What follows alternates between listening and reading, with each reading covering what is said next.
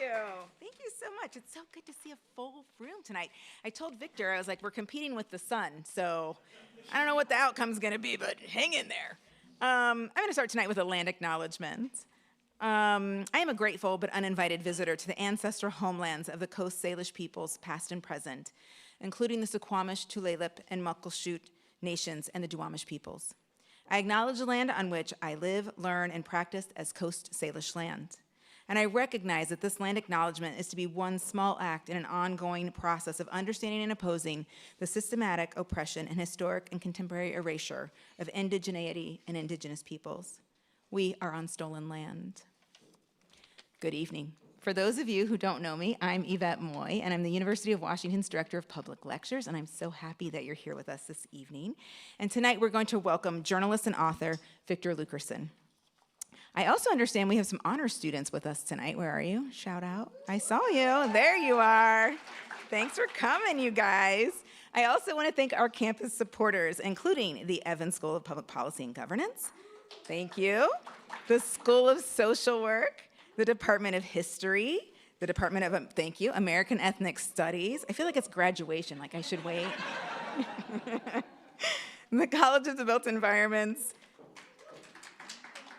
Department of Political Science, there we go. The Honors Program, a little louder from you guys, come on now. I know you guys are out there. And the Center for Studies in Demography and Ecology. Yay! Okay, guys. So we have a few housekeeping items to go through really quickly. If you haven't done so already, could you please silence your cell phones? And we ask that you refrain from video or audio recording this evening's lecture. We are video recording and we are live streaming. The video will be available on the Office of Public Lectures YouTube page in about 48 hours post the event. We ask that you not take photographs while our speakers are on the stage. Our student assistant, Kavya, will take a few photographs. You'll see her at the very beginning. As you know, we have to take photos for social media or it didn't happen. So hang in there with us. This evening, you can ask questions via Slido. We have I think the slide was up just a few minutes ago. And you can scan the QR code and you can send that in if you feel shy. If you're feeling emboldened, you may come to the microphone and ask your question directly, but we just ask that you ask your question in the form of a question, please. You know who I'm talking about. This evening, Mr. Luckerson will be signing books just over here, stage left. So please stick around if you would like to get your book signed. And then this evening's guest will be introduced by the University of Washington's Associate Dean for Research and Engagement, as well as the Daniel J. Evans Professor of Social Policy at the Daniel J. Evans School of Public Policy and Governance, my alma mater, Dr. Scott Allard. And as Dr. Allard makes his way to the stage, I'd like you to take a minute to say hello to your neighbors and introduce yourselves and make a friend tonight.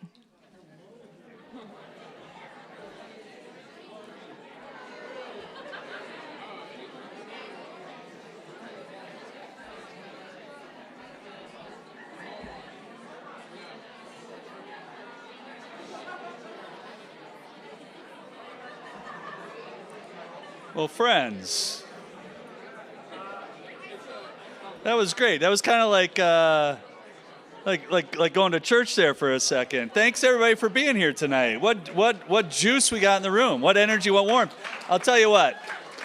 So I'm Scott Allard, faculty at the Evans School and Associate Dean for Research and Engagement there.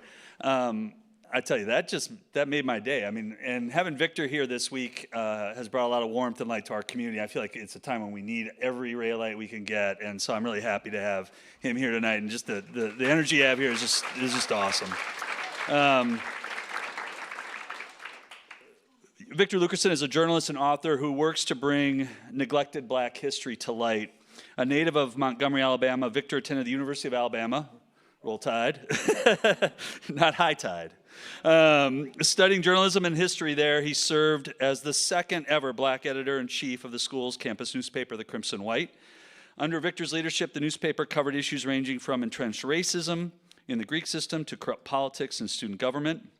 The most challenging assignment was grappling with the devastating tornado that ravaged the city of Tuscaloosa and a wide area of the South on April 27, 2011. It was there, and for the first time, he and many of his friends were forced to make sense of tragedy. After college, Victor worked for 7 years as a technology and business reporter, first at Time Magazine and later at the media startup The Ringer. That's where we met. Get the archive. He is someone to read and to follow. He covered how the ascendant tech giants were transforming both physical and digital spaces, from Airbnb gentrifying neighborhoods to Facebook warping social discourse through the creation of the like button. But Victor never really loved writing about corporations, and you know this if you spend time with him.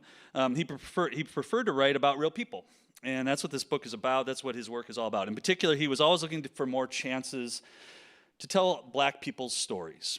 In 2018, Victor wrote a feature story for The Ringer about Tulsa's historic Greenwood district, also known as Black Wall Street, and the 1921 Race Massacre that left that neighborhood and many people's lives in ruins.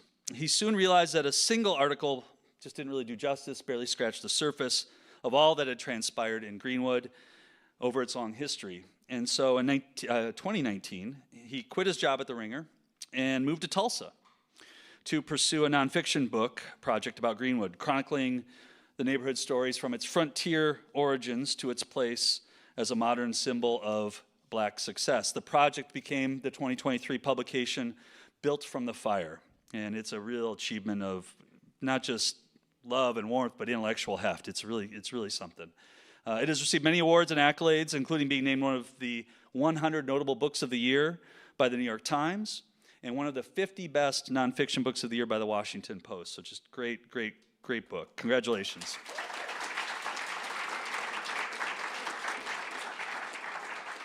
And he's just getting started. More important than the awards, the book was embraced by many of the people from Greenwood who allowed Victor to tell a bit of their stories. After the book's release, Victor organized a citywide community read in Tulsa in partnership with local colleges, libraries, and Black-owned businesses, and kind of spending time in different places and kind of engaging different parts of the book in different places. It's a really smart way to connect to community. Currently, Victor's busy at work on his second book project. He travels the country speaking about the history of Greenwood at colleges and venues such as the Smithsonian's National Museum of African History and Culture. He also continues to work as a journalist, freelancing for outlets such as The New Yorker, The New York Times, and the Smithsonian Magazine. Please join me in welcoming Victor Luckerson to the stage.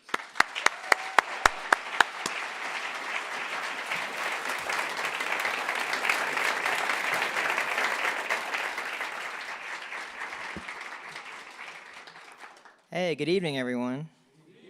Thank y'all for coming out. This is a huge crowd. That's really exciting for me. Was anybody here at Elliott Bay event in 2023 when I was in Seattle? Any? Yeah, okay, we got a few folks from Elliott Bay. This is my second time being in Seattle talking about this work, which is really exciting, but also we're in a very different political moment now than when I came here in June 2023. And, my words will reflect that. First off, some thank yous. This is kind of a long list. A lot of people were involved in this visit. Thank you to the Graduate School, the Evans School of Public Policy and Governance, the School of Social Work, the Department of History, the Department of American Ethnic Studies, the College of Built Environments, the Department of Political Science, the Honors Program, and the Center for Studies in Demography and Ecology. Thank you all.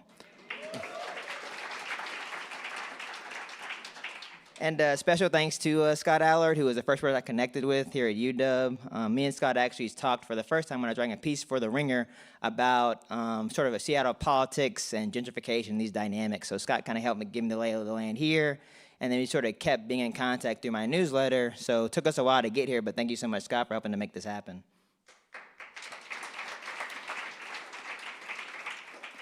The last thing I want to say before I really get into it is I think it's really important to be able to have this kind of conversation during Black History Month. This might be the last Black History Month, who knows? But to be serious about things, being able to sort of talk about this history in community with other people and talk honestly about our country's story is really, really vital. And so I'm going to at least continue to do this kind of discussion and talk no matter what happens in our country politically, and hope all of you will engage in these narratives as well. So thank you so much for being here.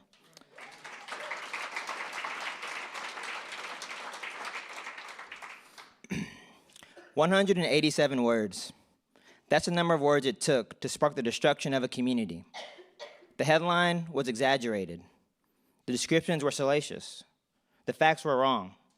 And the damage, it was permanent. When journalists at the Tulsa Tribune published a front-page article falsely accusing a Black teenager of attempted rape, They helped set off a series of events that would lead to the destruction of one of the most prominent black business districts in America. The article was not a one-time error. It was part of a pattern of fear-mongering, paranoia, and sensationalism, geared to making white Tulsans angry and distrustful toward their black neighbors. It was precisely the wrong way to practice journalism, but it was all too common across the country at the time in the white press. This article later wound up missing from the Tulsa Tribune archives. Once the gravity of this mistake was fully understood, someone literally tried to rip it from the pages of history. But let's take a step back. How is a blatant lie about a black man published in a newspaper that's supposed to uphold the truth?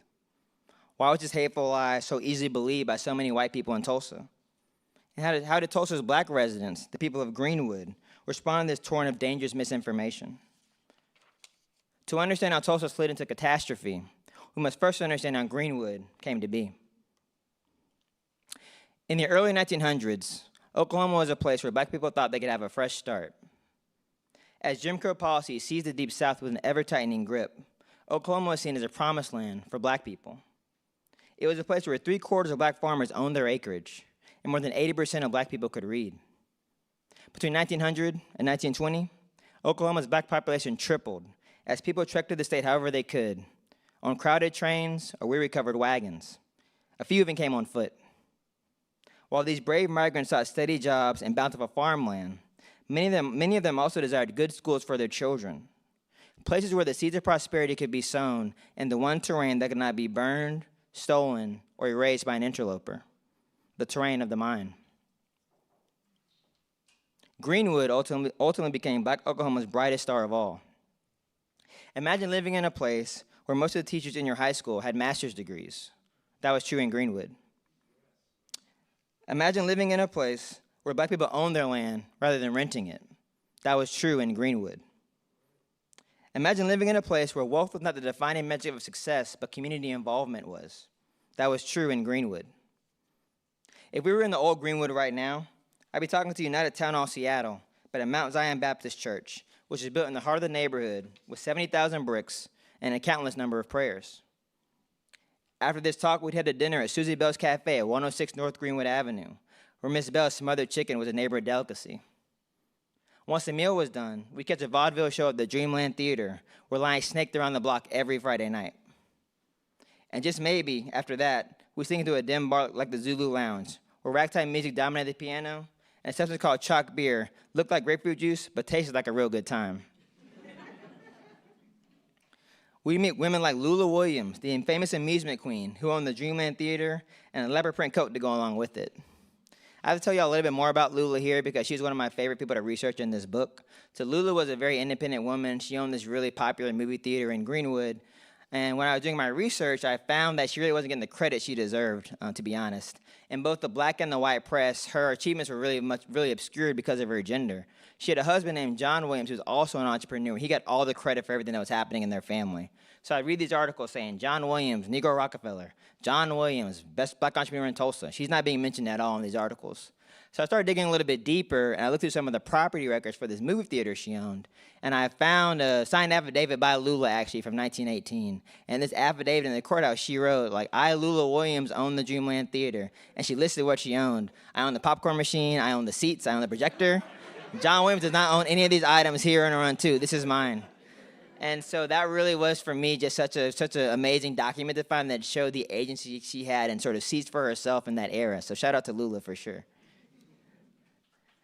In addition to Lula, we would meet men like A.C. Jackson, the genius doctor who the Mayer brothers called the most able Negro surgeon in America. Mabel Little, a beautician who was so good with hair, she even convinced a few men she could save their receding hairlines. And J.H. Goodwin, who helped build Tulsa's first black hospital. What a community contributes to you, Goodwin once wrote, can be measured only in terms of what you give back to that community. By 1921, Greenwood was filled with doctors, attorneys, writers, hoteliers, and shop owners. Here, the terrain of the mind was as verdant as a spring meadow, as Greenwood championed black entrepreneurship, black independence, black strength. Mary Jones Parrish, a local typing teacher, was one of the first people to call it the Negro's Wall Street. But more than riches, what drew Parrish to Greenwood was, quote, the wonderful cooperation I observed among our people. But this terrain that Greenwood had cultivated, it was contested. The neighborhood success stirred something dark in the minds of many white Oklahomans. Oklahoma, at its founding, had declared that black ambition and intellect were at odds with the white agenda. As a rule, Negroes are failures as lawyers, doctors, and in other professions. William Murray, a future governor of Oklahoma, said at the state's constitutional convention, "It is an entirely false notion that the Negro can rise to the equal of the white man." Not long after Murray's speech, the state chose to segregate schools, train cars, and phone booths. In Tulsa, even interracial baseball games were banned. And this image you're looking at right here is actually of the state constitutional convention. You can see William Murray, who I just quoted, standing at the podium. And if you look in the far right corner of the image and this balcony, you actually see a very small segregated spot for the black viewers. So there were two black men sitting there in a segregated section as they watched these men take away their rights in Oklahoma. All of these discriminatory laws were condoned and reinforced by the white press. In Tulsa, the two white newspapers, the Tulsa World and the Tulsa Tribune, jockeyed for attention on the newsstand each day. Each undermined black progress in their own way. The Tulsa Tribune was run by Richard Lloyd Jones, a religious crusader who insisted that Tulsa's problems with crime and vice emanated from Greenwood. The Tribune considered relations between black men and white women to be the worst vice of all. Here's a quote from the Tribune. "Here is a short creed for the Negro who honestly wants to do his part in preventing mob law and lynchings. Keep far away from white women and girls." The Tulsa World presented itself as a more moderate outlet, but that was just a facade. A managing editor for the newspaper, Glenn Condon, was a member of a wartime defense council that openly advocated the lynching of political enemies in the world's pages. "Get out the hemp," read one headline. And it wasn't just Tulsa. In the 1910s, lynchings became a regular occurrence across the Deep South and its warped appendage, Oklahoma. Race riots spread across the country during a period so bloody it became known as the Red Summer. The violence seemed to be creeping closer to Greenwood with each passing year. In the nearby town of Wagoner, when a black woman was lynched and hanged on Main Street, the local white press declared that the lynching gave the community, quote, "a peaceful and helpful appearance." Opposing lynching became the primary mission of the black press in Tulsa. Leading the charge was A.J. Smitherman, the editor of the Tulsa Star. An Alabama native, Smitherman was trained at Northwestern University and moved to Tulsa in 1913 to launch his own newspaper. He articulated the promise and peril of life as a black Oklahoman better than anyone else. For Smitherman, the work of fighting injustice went far beyond writing editorials. When 20 black homes were burned by a white mob in the small town of Dewey, Smitherman traveled there to witness the carnage for himself. He petitioned the governor to punish the white mob. During another mob attack in Bristow, he hopped on a train while the attack was still underway, intending on breaking up the mob by himself if he had to. He was consistent in his belief that no American deserved to die at the hands of a mob, no matter their race, their station, or their accused crime. "These conditions," he wrote, "are becoming very alarming, and a serious calamity is sure to follow if something is not done to force all citizens to respect the law." Now, I want us to return to where we began this talk. I want you to imagine that we're back on Greenwood Avenue. It's May 31st, 1921. The streets are once again thronged with people, but the energy is different. Fear, anxiety, anger. A black shoeshine boy named Dick Rowland has been arrested on a false accusation of attempting to rape a white woman. A salacious headline in the white newspaper offers his indictment: "Nabbed Negro for attacking girl in elevator." Everyone in Greenwood and in White Tulsa has seen the story, while the accused boy sits in the county jailhouse. Word is a group of white men and women, even children, are headed to the jail to rip Rowland from his cell and lynch him. On the streets of Greenwood, men are gathering weapons and planning a march to the courthouse, where they will protect the boy and face on any white man who gets in their way, no matter the cost. Ultimately, a group of about 75 armed black men marched to the jailhouse. Many of these men were World War I soldiers who had served the country abroad and returned with new notions of black equality. When they reached the jail, the black veterans demanded the release of Rowland, but the police refused. Soon, a black soldier and a white man scuffled over a gun, a gunshot went off, and all hell broke loose. During the night, black and white men shot at each other through the streets of downtown Tulsa. The violence was brutal. One black man was dragged behind a car with a rope around his neck.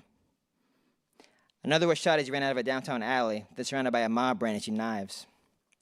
Members of the white mob broke into hardware stores and attempted to seize the National Guard armory.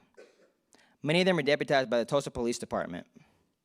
A white man named Laura Buck recalled going into the police station and being told, quote, "Get a gun and get busy, and try to get a nigger." The black men who escaped the initial shootout retreated back to Greenwood to defend their home. But the mob had something worse planned. At dawn the following morning, as many as 5,000 white Oklahomans invaded the Greenwood district, brandishing guns, kerosene, and matches. Fires were set systematically, and each blaze conjured in the twilight carried its own awful story. Over the next several hours, white Tulsa laid siege to Greenwood, destroying more than 1,200 homes, razing hundreds of businesses, and killing as many as 300 people. The most horrifying part? There were 8 stillborn babies lost in the chaos of the invasion. The Tulsa Race Massacre, as the event was later known, was one of the worst acts of racial terror in the history of the United States. And in this image that I've shown here, you can see this safe in the foreground to the right. That's actually the safe of Lula Williams, who I mentioned earlier, who had accomplished so much. Her safe was looted and pillaged like so many other objects and valuables in the community. While Greenwood still smoldered, an effort began in the white press to rewrite the story of what had just happened.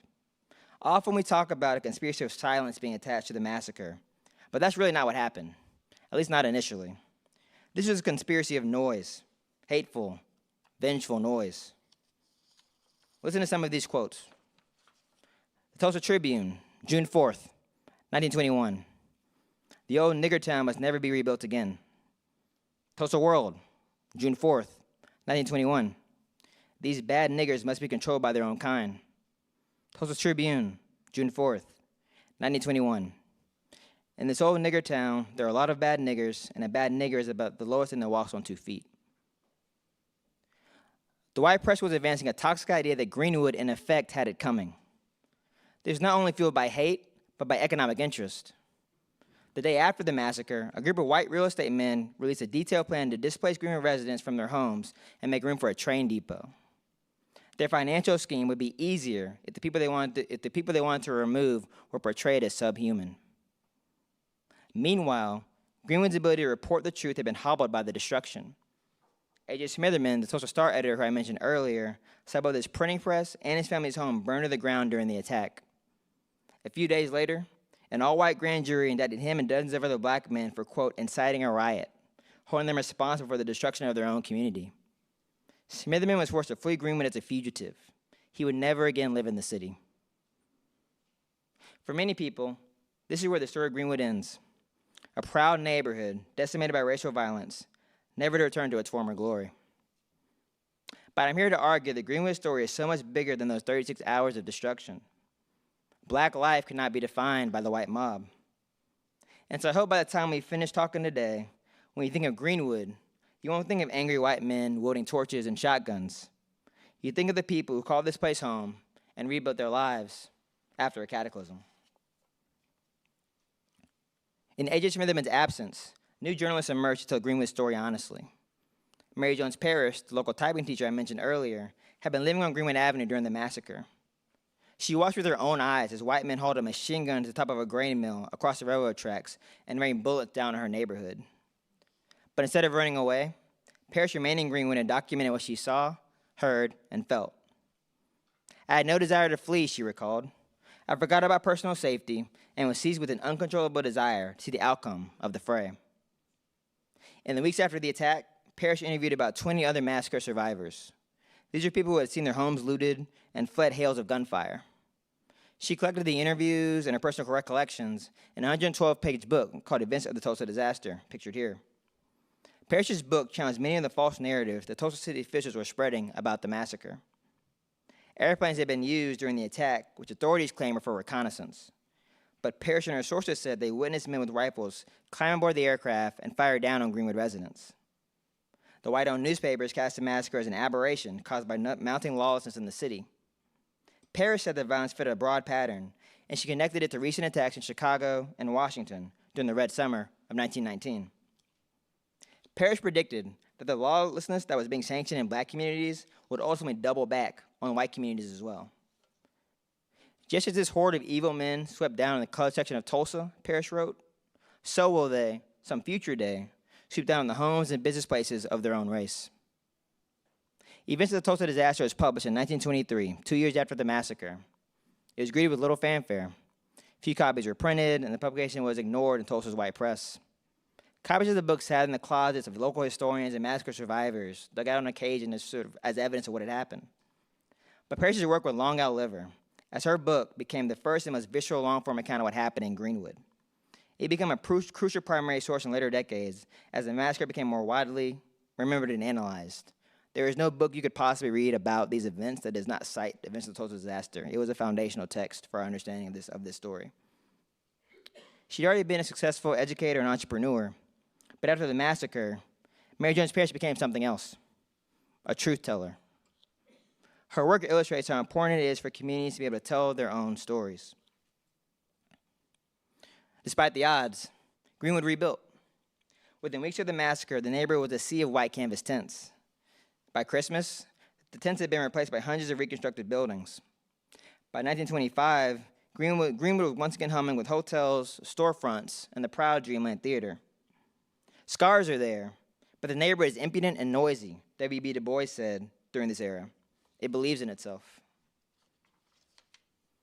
Greenwood enjoyed a second heyday that stretched from the 1930s to the 1950s. More than 400 businesses filled the district. Musicians from Count Basie to B.B. King to Etta James performed in black-owned music venues in Tulsa. Steak and frog legs were local delicacies. Women in pleated skirts and men in Bermuda shorts started down the stroll every Friday night. Residents proudly referred to the neighborhood as Little Harlem, and yes, the Negro's Wall Street. Greenwood's story was Black America's story. Let me give you an example.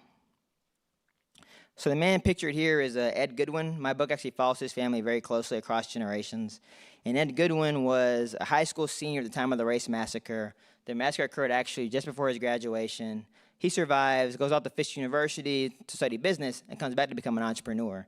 And he really was something of a serial entrepreneur, actually, in Greenwood. He owned a haberdashery, pictured here, a clothing store. He was an attorney later on. He owned a catfish farm, all kinds of stuff. And in my research, I found out he also was involved in a lot of illegal activities, including this game called The Numbers. Anybody here heard of The Numbers by chance? Anybody here played The Numbers? You gonna admit it? Anybody played The Numbers? So The Numbers was a game kind of similar to the modern lottery that was really popular in a lot of black communities in the mid-20th century. And so basically there would be numbers between 1 and 72, and you would pick 6 out of 6 numbers in that range. If your numbers hit, you get a payout. So kind of like the lottery, but very much illegal in the 1930s in Tulsa. So, I found out he's involved in numbers, not only involved, but basically like the numbers king, the kingpin of numbers in Tulsa. He's also involved in bootlegging and all these other illegal stuff. And I was surprised by this because his family is definitely kind of a heroic civil rights kind of family. And so when I was doing all of my research, I would talk to my mom all the time, and I would sometimes call her with things I was discovering. And so I remember one day I called my mom about this, and I said, Mom, I can't believe it. This guy, Ed Goodwin, who I thought was really upstanding, he is a gambling kingpin. He was a bootlegger. He was doing all this wild stuff. Doesn't that seem crazy to you, Mom? And then my mom said, well, your granddaddy did the same thing out in Alabama, just so you know. So that was how I found out that Sylvester Bender, my grandfather, was also involved in a few illicit activities in rural Alabama around the same time, actually. But that was a good lesson for me because it kind of illustrates that, especially for black people in this era, there was no direct route to the middle class, There was no ladder, there was no red carpet. You got to climb up however you're going to climb up. And so anybody who might be thinking about researching your own family history, you may find some surprises, like I did. Ed, he's this policy king now, and he's this sort of gambling kingpin kind of person. And he started getting a lot of critical coverage, actually, in the white press in Tulsa. They were calling him the Black Mayor of Tulsa, and they sort of described his house like he's a mafia boss and all this kind of stuff. And Ed, who was a very direct kind of person, he wasn't going to put up with it. He had to find a way to clear his name. And so what he thought he could do is buy his own newspaper to kind of combat their propaganda with his own, essentially. And so in 1937, Ed purchases a newspaper, the Oklahoma Eagle. It was a black newspaper that had been founded in Greenwood just before the Race Massacre. And even though Ed personally admitted to buying the newspaper for selfish reasons, he soon realized it could be an avenue for improving the world in which his family, his neighbors, and his fellow black Americans all lived. When Ed became the editor, he added an inspiring slogan to the Eagle's masthead. We make America better when we aid our people. Over the next few decades, the Eagle will cover everything from the lack of wartime jobs for black people during World War II to the evolution of the Civil Rights Movement. So I have to say that for me, some of my favorite articles to research and uncover were more about the social life of Greenwood. Here we have actually one of those, a few of those on the next slide, I guess it is. Yeah, so here we have some of the social aspects. I know we have a lot of researchers in the audience today, and anybody who's ever sort of looked at an old newspaper from the 40s, 50s, 60s, it's like we're looking at a Facebook feed, basically. The number of just sort of comings and goings you see about people's lives is just, I've always just found it so entertaining and fascinating. And so in the Eagle, on the front page, you always have the big news of the day, World War II, Civil Rights Movement, all these issues. But inside, every week, Ed's wife, Jean, wrote a gossip column called Scoopin' the Scoop. And his daughter, Joanne, wrote a teenage gossip column called Teen Tattle. And so sometimes you think it can be sort of dismissed as frivolous. But I think, first of all, for us as historians, those items are really valuable for finding out how people lived on a day-to-day basis. And at the time, that was really the connective glue of the community. You can't only connect people through crisis or trauma or drama. It has to also be about sort of love and connection. And I think a lot of times these social columns are really essential to that. And so it's really fortunate I got to research all this. Miss Joanne, who is the one who wrote the Teen Tattle column, she was a little, when I put this in the book, she was like, why are you putting this in the book with me, Victor? I accomplished all this stuff. You got me doing a gossip column. But again, I think there's a lot of value in it. So, but despite Greenwood's ability to come roaring back from destruction, it could not escape the gears of so-called progress as the century wore on. In the 1960s, a slippery new term called urban renewal wormed its way into government lexicon. The idea was to revitalize urban communities and provide better living conditions for residents. But in reality, neighbors like Greenwood were labeled as blighted, and the people living there were forced to move miles away to make room for projects serving whiter, wealthier residents. Ed Goodwin's family was forced to leave their home on Greenwood Avenue, while the Oklahoma Eagle office was demolished to make room for an interstate highway. By 1975, only half a block remained of what had once been the most successful black business district in America. And this image is actually of the Eagle. So the Eagle was demolished on one side of Greenwood, but instead of leaving, they moved across the street. And so this is when they rebuilt the Eagle, surrounded by the abandoned buildings of urban renewal area Greenwood. As Greenwood's physical space was being destroyed, its memory was also under attack. For decades, the white press ignored every anniversary of the massacre.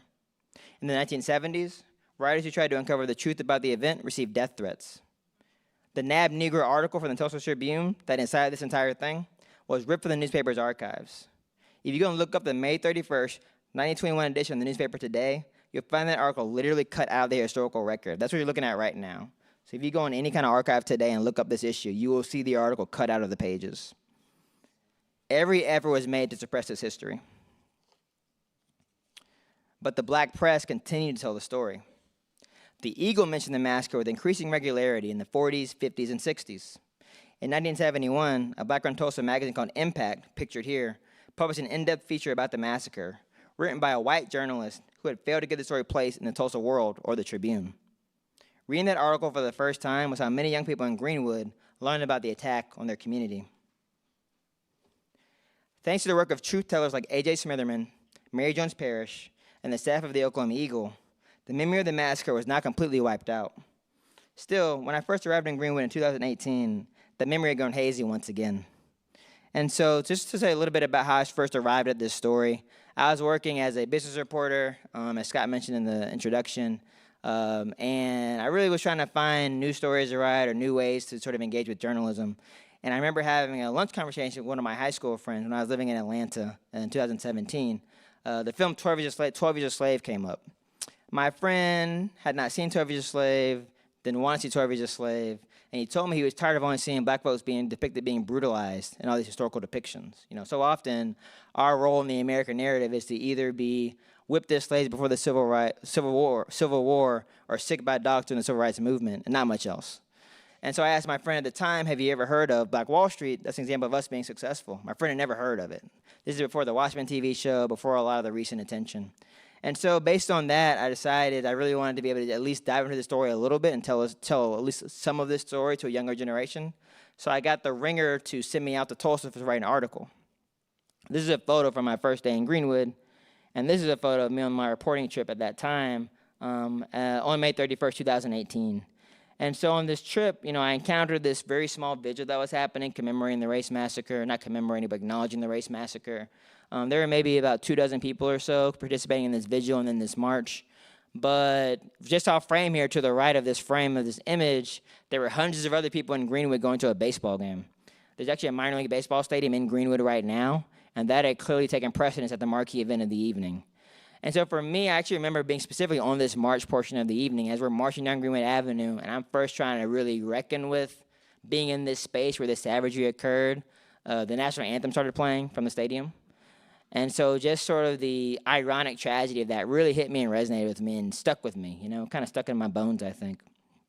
And so I go to Greenwood, I write this story, the vibes are super off, and I come back to Atlanta where I was living, but I just felt like I had to say more about this, between having a friend who was a young black entrepreneur who didn't even know about the black success, but also going to visit this community and seeing the people there ignoring the black destruction. I realized there was a narrative that I could do that would marry both of those two sides of the same coin. And so a few months later, I ended up quitting my job at The Ringer. I packed up my life in Atlanta. I made a black country music playlist, and I moved west to Tulsa. It was the year Old Town Road came out, so that was like perfect timing. I actually got really into black country music living out there. Like I know a lot about black country music now. Before Beyonce, I knew a lot about it. Anybody who wants a really good black country album, Tina Turner Turns the Country On. She made a country album before, towards the end of the Ike era, I guess you would say. And it's a really great album. It's on Spotify, so I highly recommend it. Okay, where am I? Living in Greenwood, I soon learned that modern Greenwood is a place of contradictions. Part hollowed ground, part tourist destination, part black business district, part gentrified playground. Walk these streets, and you will find plaques placed on the sidewalks denoting what was lost. West Archer Lunchroom, destroyed in 1921, never reopened. But these plaques abut luxury apartments and white-owned businesses and baseball stadiums that have little to do with Greenwood's heritage. Sometimes, hollow memorialization can be its own form of forgetting. And yet, the people of Greenwood continue to defend and honor the terrain they have left. Ed Gilman's family newspaper, the Oklahoma Eagle, the family still owns it, and they still have an office on Greenwood Avenue. Ed's son, Jim, is an 84-year-old attorney, and he's been in charge of publishing the paper for more than 40 years. And Ed's granddaughter, Regina, pictured here, is a senator in the Oklahoma State Legislature who represents the Greenwood District. When I met Regina, she was the only black woman in the legislature, and the legislature there is overwhelmingly Republican, so she was a minority within a minority within a minority. Something that Regina told me the very first time we met really stuck with me. This is Regina. A lot of folks in Tulsa did not want this history to be shared, even today. They tell us, oh, that happened in the past. You need to forget about it. If I were to forget about the past, I'd be forgetting myself. I think our families have gone through too much for us to forget about ourselves.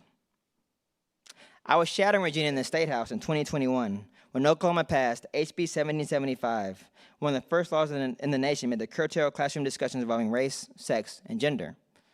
It was one of those laws sort of in the beginning of this entire arc that said that if a student was feeling uncomfortable in class, a teacher could be punished in some kind of way. And so it had this really large chilling effect on the way teachers operated throughout the state. And it's interesting, I remember, because in Oklahoma, this law was passed before the national controversy began. And it was just so, and now looking back, it's so interesting to think about what's grown from that moment. At the time, actually, Oklahoma's governor insisted that schools would, quote, keep teaching history in all its complexities.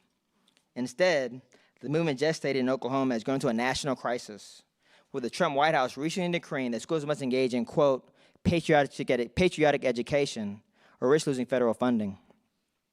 What is patriotic education exactly? Here's a quote from the White House directive. A clear examination of how the United States has admirably gone closer to its noble principles throughout its history. The Tulsa Race Massacre challenges the notion that our nation's history is one of smooth, linear progress. But we have to understand how we got here in a truly honest way if we have any hope of moving forward. I want to end today by talking about the greatest living truth tellers of the Tulsa Race Massacre. There are two known living survivors of the event, Leslie Benefo Randall and Viola Fletcher, both 110 years old. They're pictured here along with Miss Fletcher's younger brother, Hughes Van Ellis, who was 103 years old. And so I got to meet the three of them in 2021 as part of my reporting. And it was interesting, too, because it wasn't an interview. I actually got to sort of be in community with them and their families. Thanks to Regina, actually, she invited me to this event, and this is where this photo was taken. So this wasn't a reporting trip. It was just sort of an opportunity to be with them. And I remember, I had met them before. They were 105 at that time. And I remember meeting them and just assuming that if I, blew too hard on them, they'd fall over, And Miss Fletcher in particular, Miss Fletcher's the one on the right. So I met her, and I'm coming up to talk to her and approach her, and she basically said, I'm a real person. You can talk to me like a normal person, stop all this foolishness. And so they're very much strong women. I got to see them in a lot of different contexts in Tulsa. There's a reparations lawsuit that these three survivors filed in 2020, seeking justice for what they had lost when they were children. And so there would be all these hearings going on in Tulsa for years, and they'd be there in their wheelchairs, looking the judge in the eye. Unfortunately, Hughes Van Ellis, pictured in the middle, passed away in 2023. And the lawsuit that the two living survivors filed was dismissed by Oklahoma Supreme Court last year. So a door closed. But what I realized studying Greenwood's history is that when one door closes, someone else opens up another. It has happened so many times. And so after this case has ultimately been dismissed, a group called Beyond Apology, which is a group of massacre descendants and sort of Black Tulsa stakeholders, have gotten together and gotten it sort of endorsed by the city council to present some ideas or models for reparations in Tulsa. And then in a huge shock, Tulsa elected its first ever Black mayor in November on the same day President Trump was elected. And so this new mayor has actually said he's open to the idea of reparations, which is the first for any Tulsa mayor to ever say. And so this winding path towards justice reminds me of a quote by massacre survivor B.C. Franklin. Right is slow and tardy, while wrong is aggressive. In Tulsa, in Oklahoma, in America, the arbiters of so-called justice are patiently eyeing the hourglass. But their understanding of time is backwards. An untreated wound does not heal as the years go by. It festers. An unpaid debt is not wiped from the books. It accrues interest. Greenwood's ancestors, the ones who witnessed its creation and its cataclysm, must all eventually go silent. Yet their souls still stir in the voices of their descendants. And finally, people are listening. Here's me with Regina once again, something Regina told me. Whether I live to be 100 or tonight is my last moment, there's going to be a generation after me. And as long as folks are being born, we have to make sure people understand what we've got to fight for and why we've got to press onward. The story of Greenwood has been quiet for far too long. You're not carriers of this story, which is not just Black history, but American history. The terrain of the mind is under attack in our country today. But if the people of Greenwood could defend their land and their people with such courage, the least we could do is defend their legacies. Thank you so much. Thank you.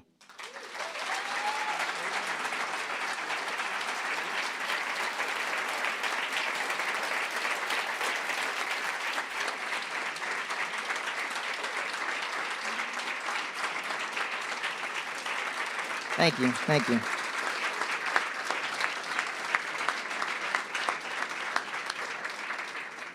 Can I say one more thing? You can say whatever you want. Okay. I've given this version of this speech a lot of times, but y'all's energy made it hit different tonight, so thank y'all for being here. Thank you.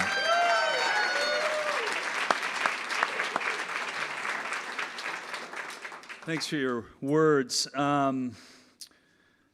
For those of you who are watching online, you can submit questions, and we can ask them here. You can also ask questions in the room here, and I don't know if anybody has like a right away, hand shot up right away. So think about it. Oh, right here we got okay. So stand up, come to the microphone, please, and maybe tell us who you are a little bit. Just say your name. Gus, live right here in Seattle. I didn't get to see you in 2023, but didn't miss it this time. I wanted to ask, I thought that was such a great point about the article being destroyed in the Tulsa paper. James Lowen's book, Sundown Towns, he says the same thing, that's actually a very wide pattern. And I just wanted you to speak to that because I hear so frequently when white people discuss racism, they say white people are ignorant about racism. Even many non-white people say that. You can't say you're ignorant if there's a wide pattern of white people destroying articles so that people can't get an accurate history of what happened. That is not ignorance. That's dedication in my view. Can you speak to that? Oh, you said this is Black history. This is white history. Thank you. Thank you, Gus. Thank you. Yeah, I know for me it was, this article has always been sort of this white whale artifact kind of thing in the academic world about researching Greenwood, because it was ripped out so early. Like, it was ripped out I think the earliest time we know that it was missing is circa the 1950s or so, and that's kind of before there was a lot of academic interest in the story. And so when historians actually really became interested in all this in the 1970s, there was a big challenge actually in finding the article. And so I believe actually if you go anywhere in Tulsa, it cannot be found, but there were some sort of like out-of-town editions of the paper that had it. But I think it's interesting the fact that even when you go to the current archives, this was pulled from newspapers.com, what I had, they were still removed. And so I do think that pattern is very much common. And something I think about building on what you said is also the fact that oftentimes we lose out on these stories in the white press that were racist or damaging, but we also lose out on a lot of black stories because there was a neglect in archiving black stories in black newspapers. So many historical societies throughout America will have a very comprehensive archive of the white press in their city, but a very scattershot archive of the black press, And so that's another challenge of this kind of research and writing, is being able to capture the black stories, because for both the Oklahoma Eagle and the Tulsa Star, many, many issues are actually missing. Please join us. Hi, Victor. My name's Harriet. I'm curious to know if in Oklahoma, I'm guessing Oklahoma requires its K-12 students to take 1 year of Oklahoma state history. And I'm curious to know if the current state history curriculum for this course includes any reference to Tulsa, if you know. Thanks. Yeah, thank you, Harriet. So technically, the Tulsa Race, that's a big word for this next answer. Technically, the Tulsa Race Massacre is required learning as part of the Oklahoma State Educational Standards. However, I have actually spoken to a lot of Oklahoma college students as part of my travels for this, and when I ask who's heard of Tulsa Race Massacre, they don't all raise their hands. So they're not getting this education necessarily, even though it's part of the state standards. And in addition to that, Oklahoma has an extremely conservative right-wing education superintendent named Ryan Walters. And so he's been sort of on a crusade against CRT and anything remotely related to it for years. And so he actually has a quote from a couple of years ago where he said, the Tulsa Race Massacre isn't actually about race. So that's the person you have sort of overseeing education in the state. And so even though it is required technically, from my perspective, from even talking to some current young people, they're not all getting that education in the state of Oklahoma, no. So I got a question from online. You and I were talking about choices you make in writing and what you keep in books and what you have to maybe leave out because of space constraints. And Laura online asks, is there something you came across in your research that didn't make it in, but which is really, really fun to share with people as you tell the story? Let me think. Or maybe not fun, but maybe important to share. Sure. Okay, I can go down the fun. Okay, we can go on the important route instead. The book has both fun and less fun things in it. I had a lot of information about Black Power in Greenwood, which I found really fascinating. There was a Black Power office in Greenwood in the 1970s, a Black Panthers office in the 1970s, and the Black Power movement was very, very prominent. And I had a whole scene. There was actually at the University of Tulsa, there was a Black Panther who gave a lecture kind of like this one, and he said during his lecture, he called the police racist, I won't say it, racist MF pig cops. In this lecture, got arrested actually for indecency. And so I had a whole scene about that and how one of the good ones sort of defended him, and it was interesting, but it kind of was too far afield of everything I was covering. But I do think throughout the book, I was trying to kind of show different ideas and modes and models for Black advancement. There's always a debate going on in Black America about what's the best way to progress. And so I wanted to be able to have that Black Panther ideology and contrast it with, sort of the Dr. King ideology. So there's a little bit of it in the book, but I had a lot more that I wish I had space for. Yeah, I appreciate that, because there's a lot in the book that talks about all the assets and strengths, and that I appreciate that. We have a question from the audience here. Please join us. Right. Hi, thank you, Victor. My name is Vidrana, and I just had a question about, kind of seems like we're back a century, and in this age of total misinformation and propaganda in the media, I just wonder, how can we as citizens, as civil society, fight back against all of this and preserve truth, and how can we ensure that we don't erase history? Thank you so much for that. Very, very difficult question. I would speak for myself, 'cause I think it's hard. I think talking about examples maybe helps people understand some models. And so I have an email newsletter that I had for a long time when I was working on the book. And it was sort of about Oklahoma history, just updates about what I was finding out in my research. And I sort of built a large audience with that. And I really didn't know what to do with it after the book was done, because it's not going to be about Oklahoma forever. And so I've kind of actually changed it to be about sort of some of those gaps in our understanding of Black history. And I've sort of changed the format of it so that I'm basically writing these sort of 1,000-word vignettes and making them PDF that teachers can actually use. And so I think one of the challenges with trying to teach history is that Google is kind of a landmine, of a minefield. You don't know what's accurate, you don't know what's not. And so I think, for me at least, I'm trying to produce accurate, vetted information about our country's history that teachers can easily use, that's digestible for young people, that they can engage with, that'll sort of help them, even if they're getting more pressure institutionally to not teach us history. There should be sources online for them to access that if they need it. You really think about the ways that authoritarian societies function, things have to go underground a little bit, And so I think being able to find some of those models where we're distributing and handing each other information that's a little bit more underground, to be honest, is a big part of the equation.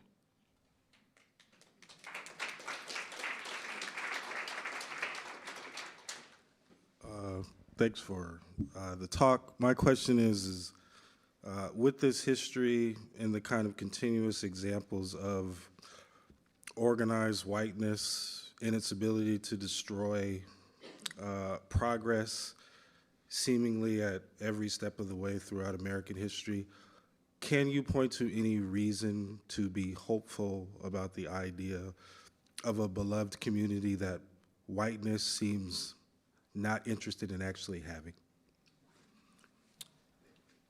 Thank you for the question. Again, I prefer to talk about stories and examples. That's just how I've perceived the world. So I'll talk about my little cousin. I have a teenage cousin who worked with me on this book. His name is Stanley.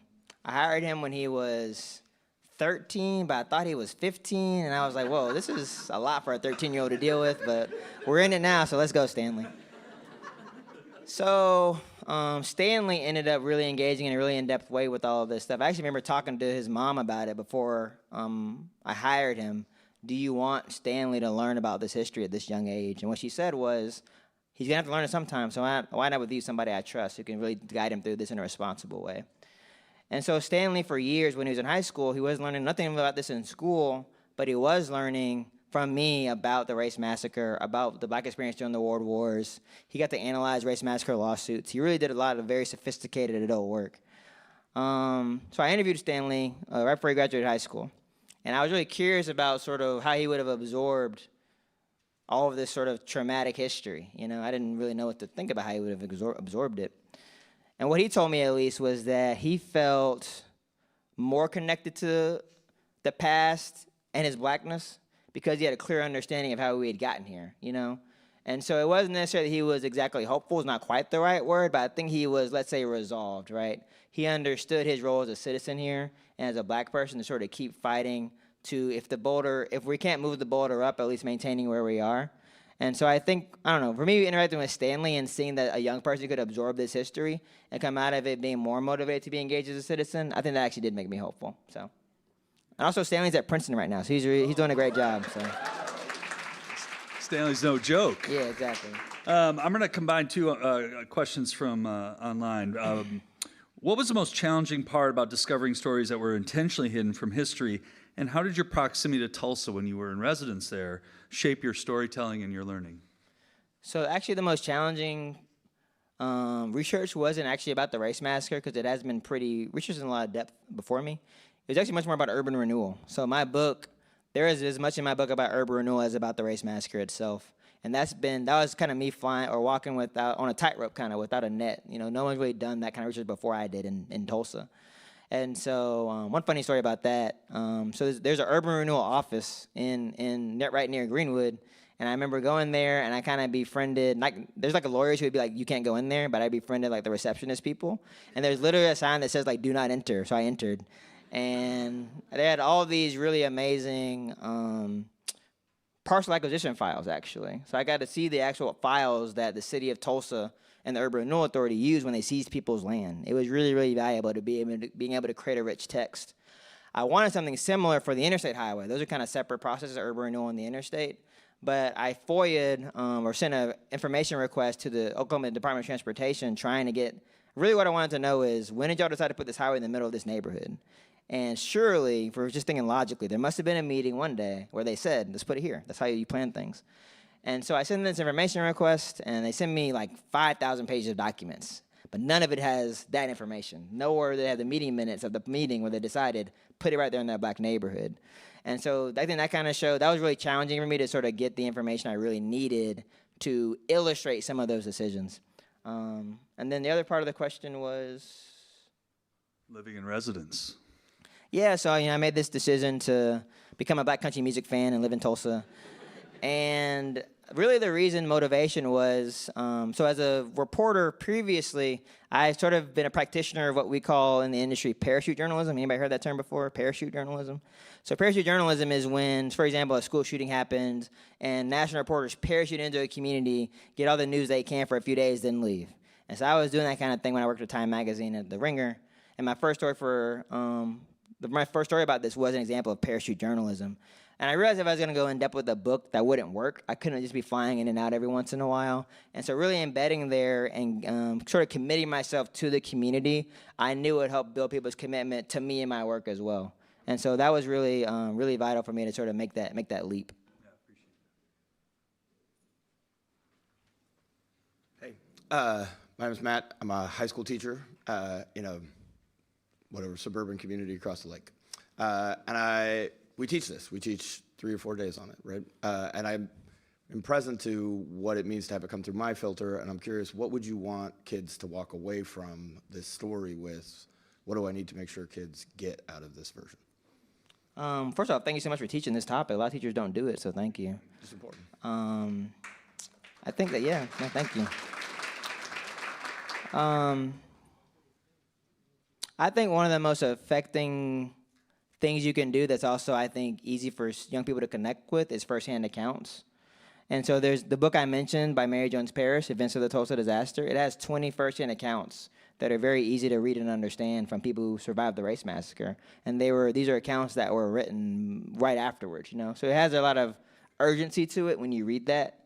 And Mary Jones Parrish's great-granddaughter actually republished the book recently. So it's actually available on Amazon or wherever. It's called The Nation Must Awake. And so I think using a text like that, that's really accessible, easy to understand, but has this weight to it because it's vital, it's current, it is the truth, I think it's really good for students, and also I think it's harder to argue against by the powers that be. People can be like, well, Victor with his liberal agenda, what's he up to? But you can't really say that about first-hand accounts from people who survived it. So I really think that book, The Nation Must Awake, is something I'd recommend looking at possibly for your students. We teach it as a mixer, and so kids get to interview all the individuals. We have 25 individuals. It works pretty well. Oh, that's great. That's great. Thank you. Yeah, thank you. Good evening. My name is Dan. I've been a Bothell resident for 25 years. I'm from Oklahoma. I was born and raised in Oklahoma. I went to college in Oklahoma. I never heard about the Tulsa Massacre. Wow. I went to the Air Force, and I took a Black History course in Sacramento, and it talked about the Tulsa Massacre. The next day, I didn't believe what they said because they said, wait a minute, I'm from Oklahoma, I never heard about it. Right. I don't believe what you're saying. Right. So I called my mom, and I said, they were talking about the Tulsa Massacre, and we've never heard of it. And she says, yeah, it happened. She said, but her mother told her not to talk about it because it was too painful and that they wanted to move forward. My question to you is that some of the information when you've gathered, when you've talked to survivors and their descendants, as to some of the reasons why they didn't talk about it? Because this is something that, give me a break, our families never knew about this. And my hometown is 3 hours from Tulsa. And not only that, but in college, I had Tulsa friends. Yeah. So they never knew about it. Yeah. Thanks. Thank you so much for the question and for sharing your story. Thank you. Yes, I've actually heard that from literally every generation of Tulsan, people who are 70 or 80, people who are 50, people who are 30 or 40. I've heard some variation of that story.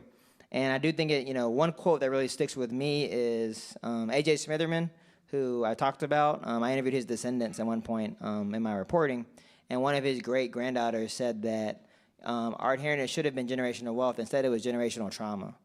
And so I think that it's sort of instinctual for a parent not to want to pass on generational trauma, to their children.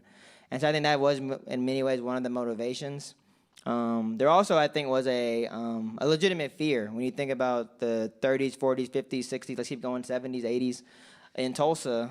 I mentioned here that people received death threats in the 70s for talking about this openly.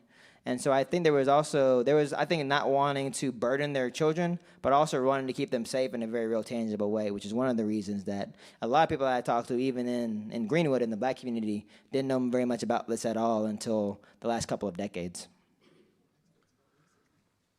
So I'm going to take prerogative and ask one question, and we'll finish one online.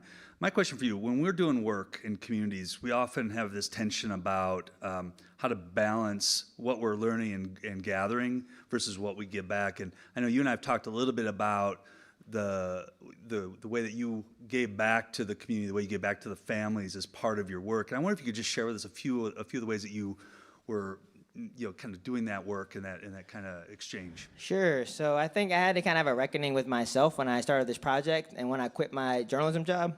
When you sort of get reared in the world of journalism, righteousness is very much part of the mythology of journalism, and you don't really have to think too much about anything else besides getting the truth, But when I sort of quit my job and started having a look at these bank account every month, I was like, oh, I'm more of a businessman now. And I had to think more about the finances of how I was getting money and who was benefiting, who wasn't, And so it made me sort of realize and sort of come to terms with the fact that journalism is a very extractive profession. At the end of the day, I'm getting someone's story, repackaging it, and get a product that someone might read or buy or what have you.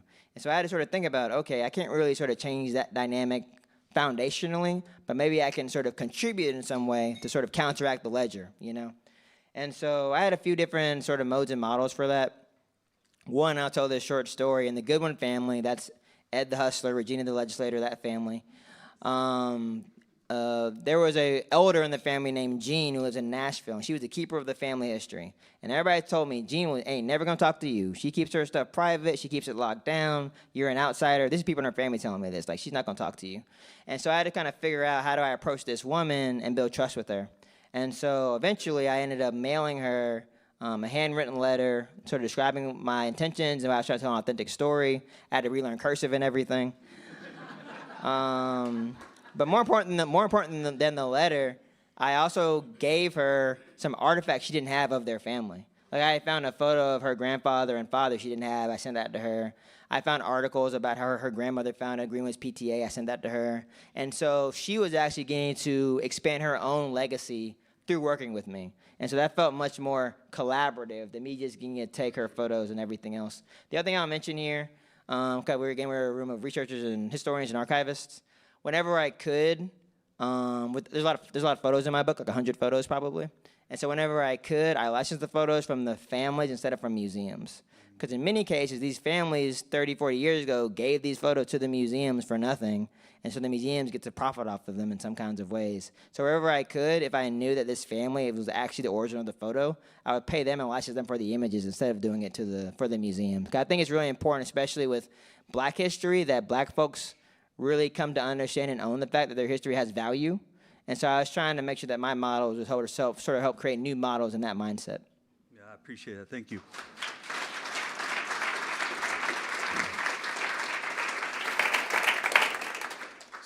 So the last question, we'll have to chat with Victor after. We want you to go out and get the book. We want you to subscribe to the newsletter. Yeah, run it back. I think there's a sign-up sheet somewhere. There is a sign-up sheet. Yes. But several people online and probably a lot of us in the audience want to hear what's up next for you and what should we keep an eye out for from the Victor Luckerson experience. Sure. So I haven't quite decided exactly what the next project is going to be precisely, but I do know that I want to be able to focus on that gap, that 100-year gap in our understanding of Black history. You know, when you learn Black history in school, the Civil War happens, and there's a 100-year gap, and Rosa Parks sits down on the bus. And we're just kind of missing from the story. You know, we're out of the mix for a long time. We need to get back in the mix.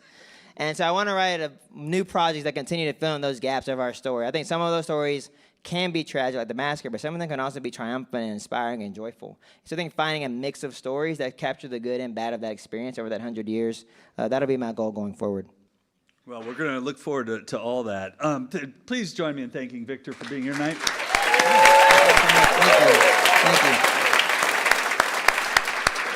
And thank you to the graduate school and Yvette and Kate for all the work they did putting this together. And we'll see you at the reception here.